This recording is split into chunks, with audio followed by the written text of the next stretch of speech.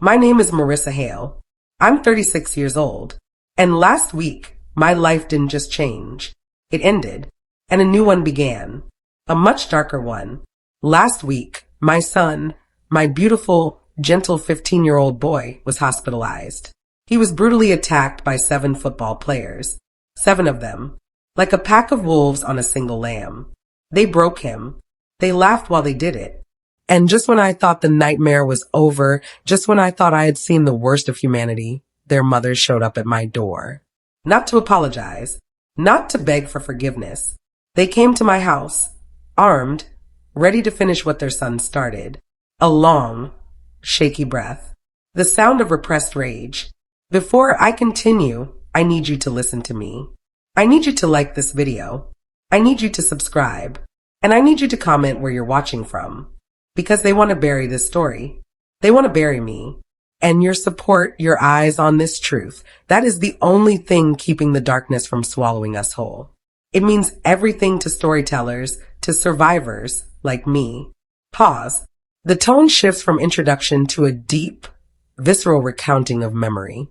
It started on a Tuesday, the most mundane day of the week. The sun was shining. I was organizing files on my laptop, thinking about what to make for dinner. Spaghetti, maybe. Eli loves spaghetti. I was thinking about sauce, about garlic bread. Then the phone rang. You know that ring? It wasn't a normal ring. I know that sounds crazy, but a mother knows. The air in the room changed. The dust motes stopped dancing in the light. It was shrill, violent. I picked it up. Mrs. Hale. It was a teacher. Mrs. Gable. I've known her for 2 years, but I didn't recognize her voice. It was thin, high, trembling, like she was standing on the edge of a cliff and looking down. Mrs. Hale, you need to come. Now. What is it? I asked. My heart hammered once, hard against my ribs. A warning shot. Is it Eli? Your son is being taken to the emergency room. The world tilted. I mean that literally. The floor wasn't flat anymore. The walls breathed in. Why? I screamed it. I didn't mean to, but the sound tore out of my throat. Why is he going to the ER? There was an incident. Just come. Please. Just drive. I don't remember grabbing my keys. I don't remember locking the door. I remember the road. I remember the blur of gray asphalt and the terrifying blue of the sky. I remember gripping the steering wheel so hard my knuckles turned white, wishing I could transmit my strength through the air, through the city, into his body. Hold on, Eli. Mama's coming. Just hold on. I ran every red light. I didn't care. Let them arrest me. Let them take my license. If my boy was bleeding, the laws of man didn't apply to me anymore. When I got to the hospital, the smell, antiseptic and old coffee and fear. That specific hospital smell that coats the back of your throat. I ran to the desk. I was frantic. A wild woman. My hair was a mess, my eyes wide. Eli Hale, I gasped. Where is he? The nurse didn't look me in the eye. That was the first sign. She looked at her screen. She looked at her hands. She looked everywhere but at me. Room 304, she whispered. I ran, my heels clicking on the linoleum like gunshots. When I opened the door, a long, agonizing silence. The narrator's voice breaks, then hardens into steel. I didn't recognize him. My baby. My boy who still has a dimple on his left cheek when he smiles. My boy who cries when animals get hurt in movies. He was unrecognizable. His face, it was a map of violence. Purple, black, yellow, swollen so badly his eyes were just slits. There was a brace on his neck. His left arm was casted, elevated, looking wrong. Broken in 2 places, the doctor said later. Defensive wounds. Do you know what defensive wounds are? It means he had his hands up. It means he was trying to protect his face while they rain blows down on him. I walked to the side of the bed. My legs felt like water. I wanted to vomit. I wanted to scream until the windows shattered. But I couldn't. I had to be the rock. I touched his hand, the only part of him that didn't look broken. Eli, I whispered. He didn't wake up. The doctor came in. He looked tired. He looked resigned. Mrs. Hale, he said. He had a clipboard. He listed the damage like he was reading a grocery list. fractured radius and ulna, severe concussion, internal bruising on the ribs and kidneys, lacerations requiring 20 stitches. Who did this? I asked. My voice sounded dead. Cold. Who? Injuries consistent with multiple attackers, he said. He wouldn't say names. He wouldn't speculate. He just gave me the medical facts and walked out. But the nurse, the one changing Eli's for a bag, an older woman. She had kind eyes, but sad eyes. She waited until the doctor was gone. She walked over to me, pretending to check the monitor. She leaned in close. I could smell her peppermint gum. Don't expect the school to help you, honey, she whispered. Her voice was barely audible. I've worked in this town for 30 years. Those injuries? I know who makes injuries like that. It's the football team. And those boys, their families run this town. They run the board. They run the station. You're on your own. She patted my shoulder and left. I stood there, alone in the humming silence of the room, looking at my broken son. And I felt something shift inside me. The grief didn't leave, but something else grew around it. Something hot and jagged. The next morning, I went to the school. I didn't sleep. How could I? Every time I closed my eyes, I saw Eli's swollen face. So I showered. I put on my best suit. I put on makeup to hide the circles under my eyes. I walked into that school like I owned it. The principal's office. Principal Miller. A man with a weak chin and a handshake that felt like a dead fish. He had diplomas on the wall. Pictures of him shaking hands with the mayor. Pictures of the football team. He didn't offer me coffee. He didn't offer me sympathy. He pointed to a chair. Mrs. Hale, he said. He sounded annoyed, like I was interrupting his lunch. This is a very unfortunate situation. Unfortunate. I repeated the word. It tasted like bile. My son is in the hospital. He might have permanent brain damage.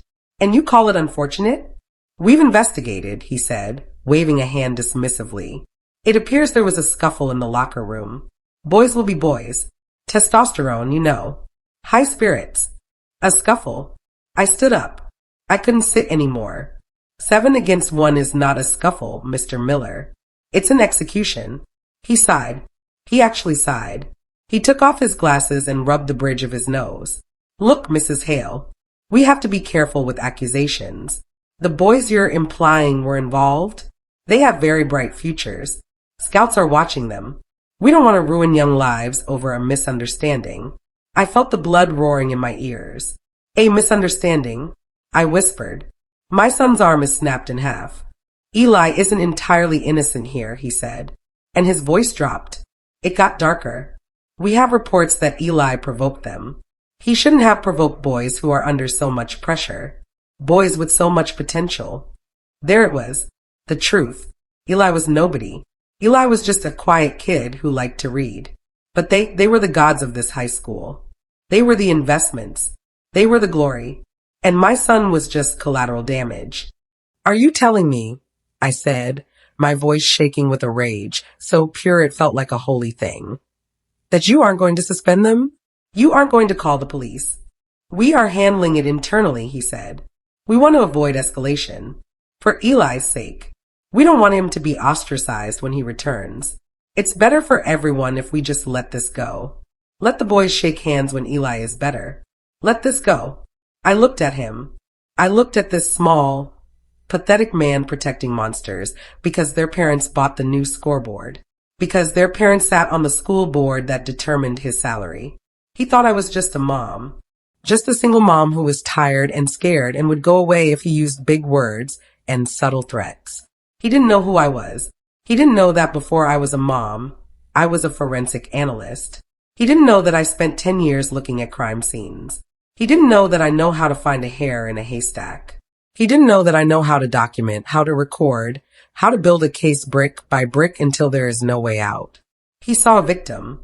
But as I walked out of that office, listening to the locker doors slam and the laughter of students who were safe and whole, I wasn't a victim anymore. I walked to my car. I sat in the driver's seat. I gripped the wheel. Let it go, I whispered to the empty car. I laughed. It was a dry, cracking sound. I will never let it go. I turned the key. The engine roared to life. I'm going to burn it all down. When I got home from the principal's office, I didn't cry. I didn't collapse on the floor. I didn't call my mother or my best friend to sob about the injustice of the world. I walked into my study. I locked the door. And I turned off the mom switch. See, for 15 years, I've been mom. I've been cookies and carpools. I've been bandage kisses and homework help. I buried my old life so deep, I almost forgot it existed. But Principal Miller, he dug it up. He thought he was burying a scandal, but he was digging up a grave. He forgot, or maybe he never bothered to check, that before I was Eli's mother, I was a lead forensic analyst for the state. I didn't just look at crime scenes. I lived in them. I spent a decade reconstructing violence from blood spatter and bruised tissue. I know how to track a lie through a labyrinth of digital footprints. I know that people leave pieces of themselves everywhere they go, especially arrogant people, especially people who think they are untouchable. I sat down at my desk. I opened my laptop, and I felt that familiar coldness wash over me. That hyperfocus where the world narrows down to a single point, the truth. I took a blank sheet of paper and taped it to the wall. I wrote 7 names on it. Tyler, Mason, Jace, Brody, Colton, Hunter, Liam, the Golden Boys, the starting lineup, the Untouchables. And underneath their names, I wrote the names of their keepers, their mothers. I started digging. And oh, what I found. It wasn't just this scuffle. It was a pattern, a legacy. First, there was Monica Vance, Tyler's mother, the president of the school board, the woman with the blinding white teeth and the charity galas. I pulled her public records. I pulled the school board meeting minutes. I found 3 separate complaints filed against her son in middle school. Bullying, physical intimidation. Do you know what happened to those complaints? They vanished.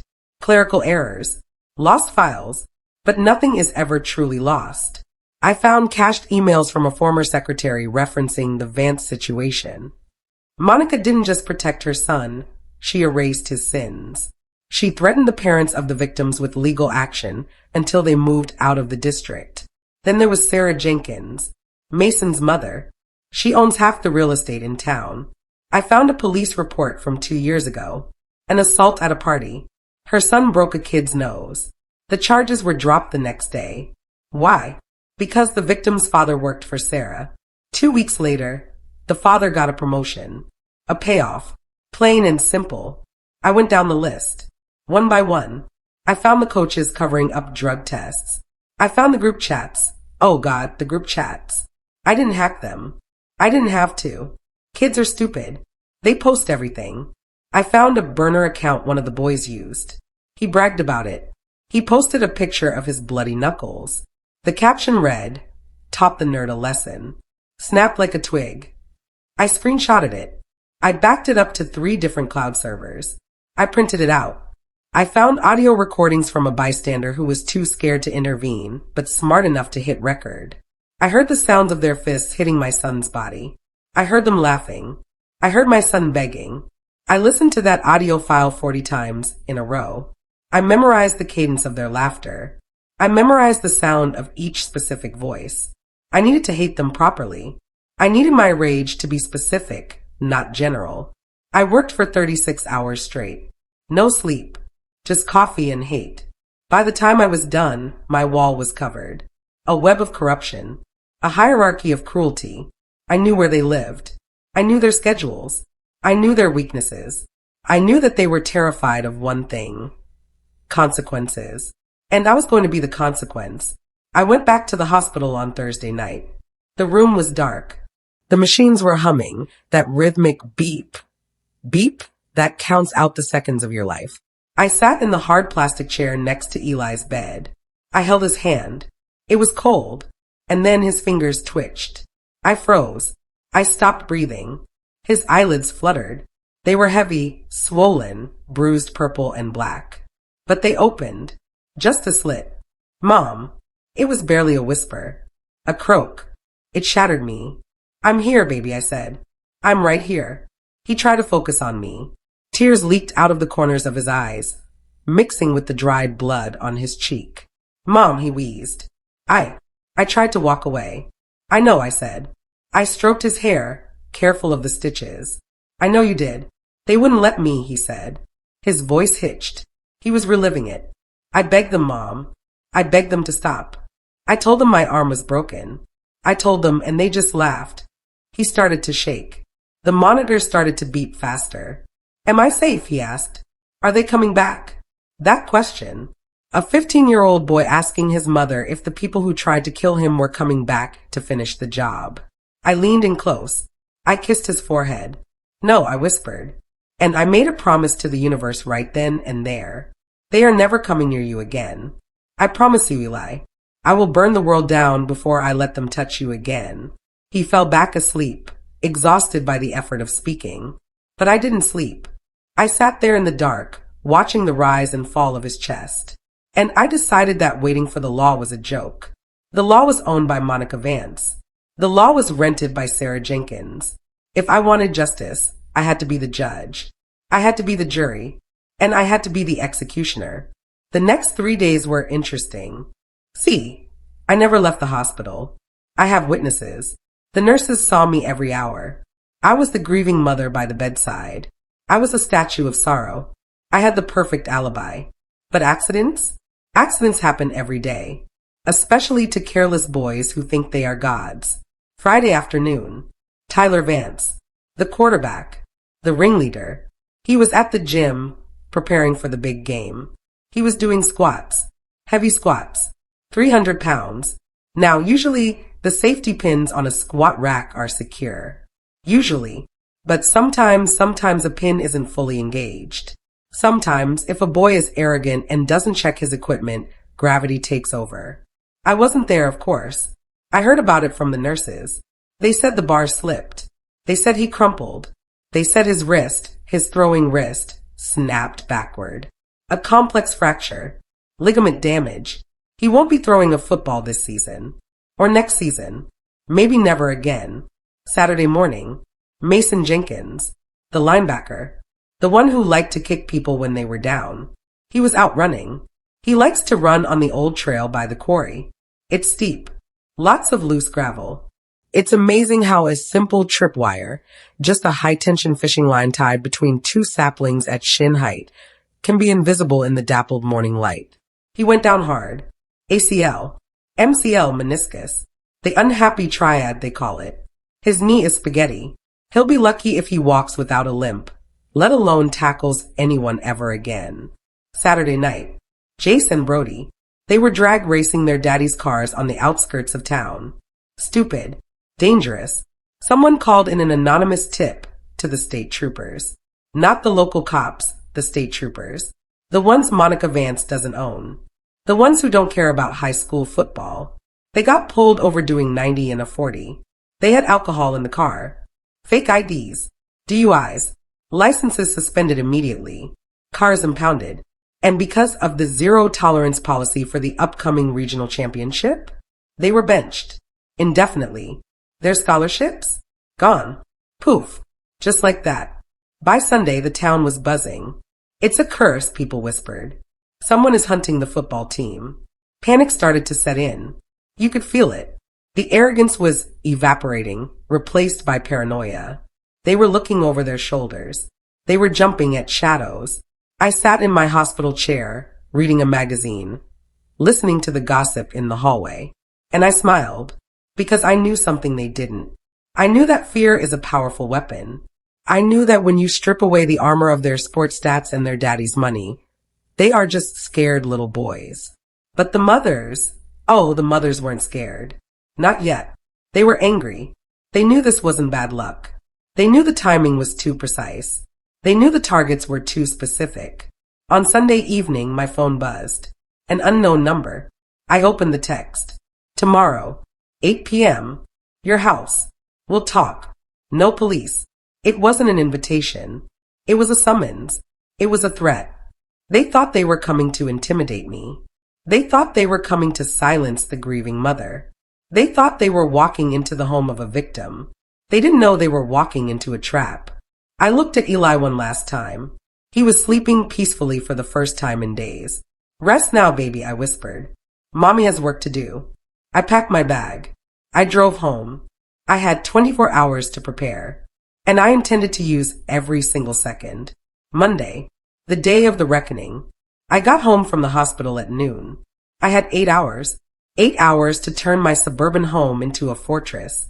But not the kind with barricades and shotguns. No, that's not how you win against people like this. If I met violence with violence, I'd be the crazy mother who snapped. I'd be the villain in their narrative. They would spin it. They would say I invited them over and attacked them. No, I needed something stronger than bullets. I needed the truth. And I needed it in high definition. I spent the first hour treating my house like a crime scene waiting to happen. I cleared the entryway. I moved the coffee table 3 inches to the left to create a clear line of sight from the bookshelf. I removed the rug. I didn't want anyone slipping unless I wanted them to slip. Then the technology. I installed micro cameras in the crown molding, one facing the door, one facing the living room, one wide-angle lens in the kitchen, just in case they tried to corner me there. I didn't use Wi-Fi. Wi-Fi can be jammed. I hardwired everything. I drilled through the drywall, running cables down to a server in the basement, which was backing up in real time to a cloud account named Insurance. I set up audio backups, digital voice recorders taped under the side tables, behind the curtains, inside the flower vase. I tested the levels. I needed to hear a whisper. I needed to hear a breath. I called my neighbor, Mr. Henderson. He's a retired Marine, Vietnam vet. He doesn't sleep much. I told him, at 8:05 p.m., I need you to call 911. Not 8:04, not 8:06, 8:05. Tell them there is a home invasion in progress. Tell them there are weapons. He didn't ask questions. He just said, Roger that, Marissa. Do you need my rifle? No, I said. I need witnesses. At 7:30 p.m., I showered. I dressed carefully. No loose clothing. No jewelry they could grab. I tied my hair back in a tight bun. I put on sneakers with grip. I wasn't dressing for a tea party. I was dressing for combat. I stood in the middle of my living room. I breathed in. I visualized every possible angle. I knew exactly where I would stand. I knew exactly where the light would hit their faces. At 7:58 p.m., the headlights swept across my front window. They didn't park in the driveway. They parked on the street, blocking it. A black luxury SUV, 2 silver sedans, expensive cars, clean cars, cars that usually park in front of country clubs and organic grocery stores. I watched on the monitor in my kitchen. The doors opened. 7 women. They were dressed in what I call suburban camouflage. Designer jeans, cashmere sweaters, blow-dried hair. But their body language, it was primal. They weren't walking, they were marching. They moved like a pack. A murder of crows. And then I saw their hands. Monica Vance, the school board president, was leading them. She was carrying a tire iron. It looked heavy, rusted. It looked like it had been pulled from a trunk specifically to break bones. Sarah Jenkins had a metal baton, the kind police use. Collapsible. Illegal for a civilian to carry.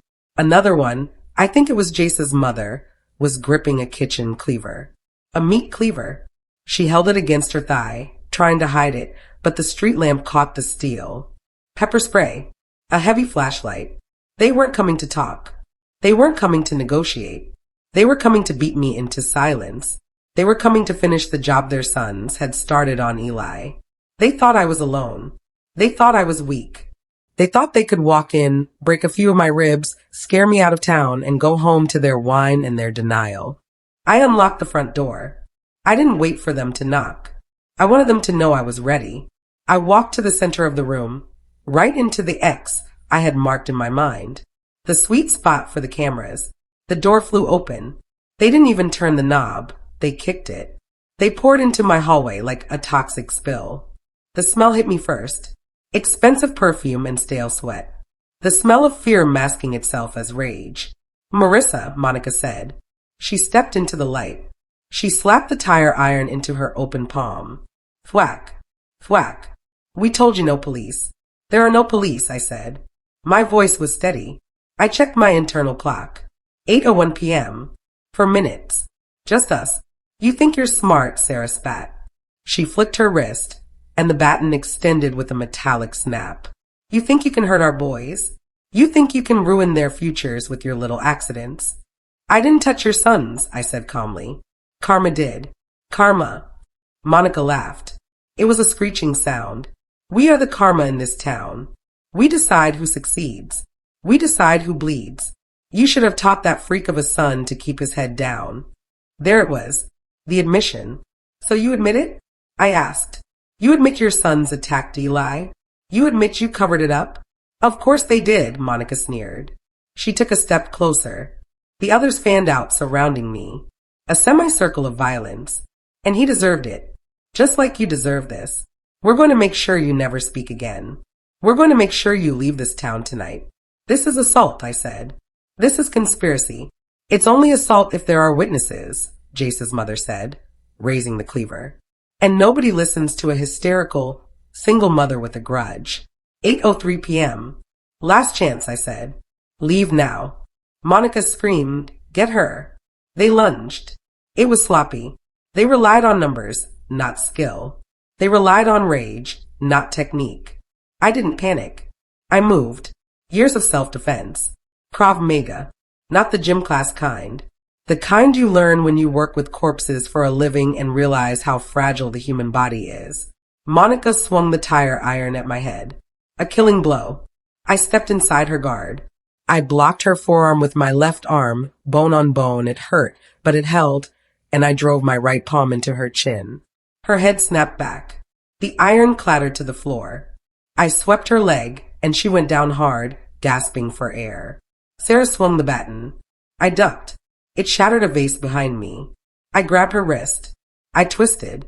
The human wrist is only designed to rotate so far. I heard the pop. She screamed. I shoved her backward into Jace's mother, sending them both tumbling over the coffee table. The cleaver slid across the floor. The others hesitated. They saw their leaders down.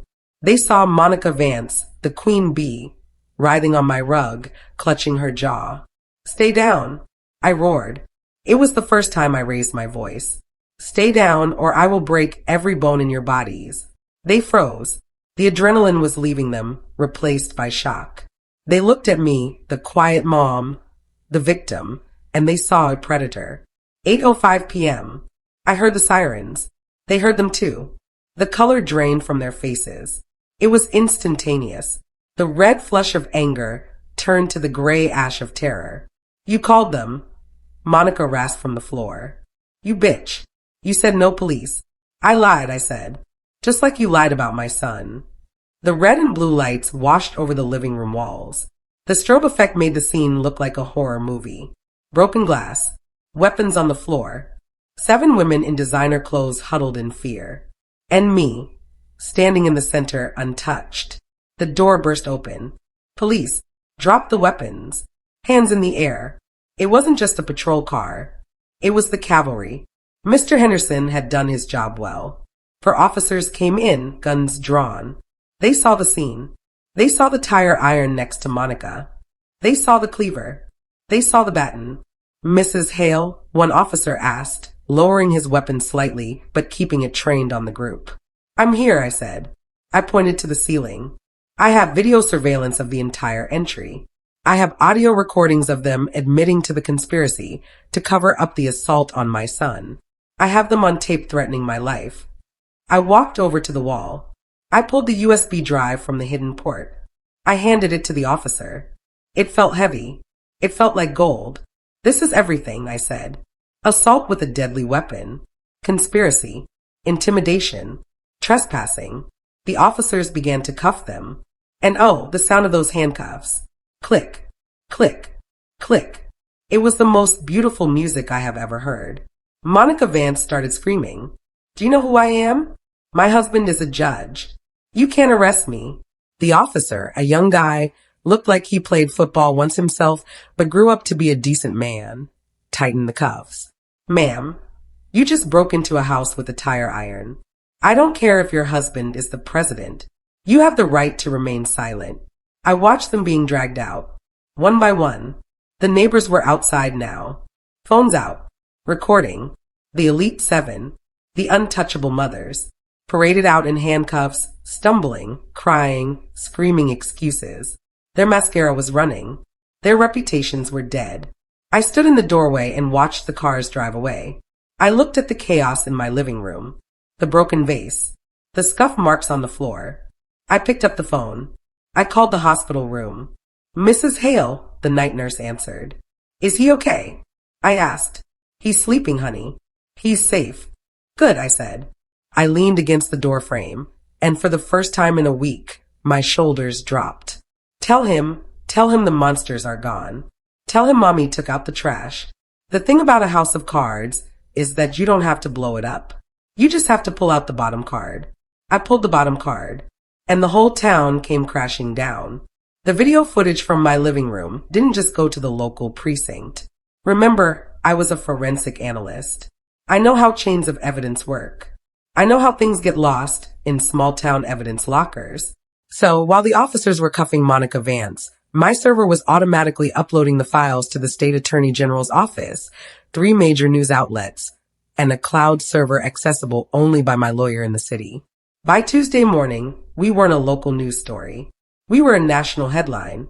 Suburban moms arrested in vigilante attack on single mother. The football conspiracy. How a high school team terrorized a town. The footage was everywhere. Millions of views. The image of Monica Vance swinging a tire iron became a meme. The audio of them admitting to the cover-up played on every morning talk show. They couldn't spin it. They couldn't bury it. It was too loud. Then came the dominoes. Wednesday, Principal Miller resigned. He tried to claim he didn't know, but I released the emails. The ones where I begged for help and he told me to let boys be boys. The school board fired him before lunch. Thursday, the internal investigation into the police department began. The officers who had ignored the initial report on Eli, suspended. Monica's husband, the judge, he had to recuse himself from every case in the county and is currently facing an ethics tribunal. He can't save her. He's too busy trying to save himself. Friday, the championship game. Canceled. The State Athletic Association launched an inquiry. They found the steroids. They found the grade fixing. They found the bribery. The team was disqualified. The season was scrubbed from the record. And the boys? The Golden Boys? Without their mothers to bribe the victims, without their fathers to intimidate the witnesses, they crumbled. They turned on each other so fast it was pathetic. Tyler gave up Mason. Mason gave up Jace. They started pointing fingers, crying in interrogation rooms, terrified of real consequences. They were charged as adults. Aggravated assault. Conspiracy. Hate crimes. They aren't going to college on scholarships. They are going to court. But none of that mattered. Not really. The only thing that mattered was the boy in room 304. I brought Eli home 10 days later. He was still in a wheelchair. His arm was still in a cast. His face was a map of healing bruises, yellow and green fading from purple. When we pulled into the driveway, he saw the for sale sign in the yard. He looked at me, panicked. Mom, are we running away? I turned off the car. I turned to him. No, Eli. We aren't running. Running is what you do when you're scared. We aren't scared anymore. Then why are we moving? Because this house has bad memories, I said. And because we're rich now. He blinked. What? Defamation. Civil suits. Settlements. I smiled, a genuine smile. Monica Vance is going to pay for your college. She's going to pay for your therapy. She's going to pay for a house 3 towns over, near the ocean, where nobody knows us and the schools have art programs instead of football cults. He started to cry. Not the scared crying from before, but the relief crying. The kind that shakes your whole body when you realize the war is over. I hugged him. I held him so tight I was afraid I'd hurt him. But he held me back just as hard. You saved me, he whispered into my shoulder. I'm your mother, I whispered back. It's in the job description. We moved a month later. A quiet town. A small house with a big garden. Eli is painting again. He still has nightmares sometimes. He flinches when people move too fast. We go to therapy twice a week. It's a process. Healing isn't a straight line, it's a spiral. But last week I saw him smile. A real smile. He was laughing at a joke a new friend made. A girl with blue hair and kindness in her eyes. I watched him from the kitchen window and I felt peace. People ask me if I regret it. The violence, the traps, the ruining of 7 families. They ask, Marissa, wasn't it extreme? Couldn't you have taken the high road? The high road is for people who have safety nets. The high road is for people who haven't held their bleeding child in an emergency room, while the people who did it toasted with champagne. I don't believe in the high road. I believe in the scorched earth. I look at my hands. These hands used to type reports and bake cookies. Now, they are the hands that dismantled a dynasty. So, to all the mothers out there, to the quiet ones, the ones who sit in the back of the PDA meetings, the ones who are polite and tired and overlooked, don't let them mistake your silence for weakness.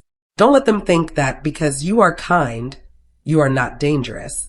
Because there is no force on this earth more destructive, more precise, and more terrifying than a mother who has decided that she is done asking for permission to protect her child. They woke the dragon, and I burned their kingdom to ash. And the best part? I slept like a baby last night.